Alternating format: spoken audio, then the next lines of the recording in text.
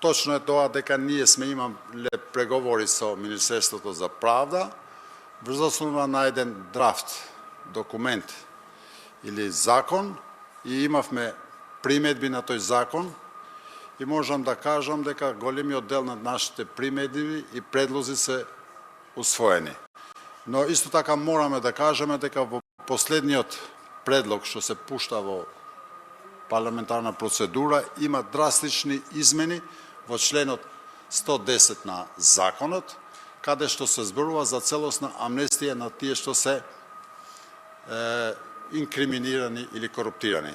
Нашиот став е јасен во врска со тоа и ние нема никогаш да поддржиме закон со кој се амнестираат криминалци. Ние не го знаеме ставот нити на осумината пратеници, нити на ставот на ДУИ. Ова е наш став, наш перманентен став околу битката и борбата против криминалот и корупцијата. И имаме сериозно сомнение дека со овој предлог се намерава амнестија на криминалот.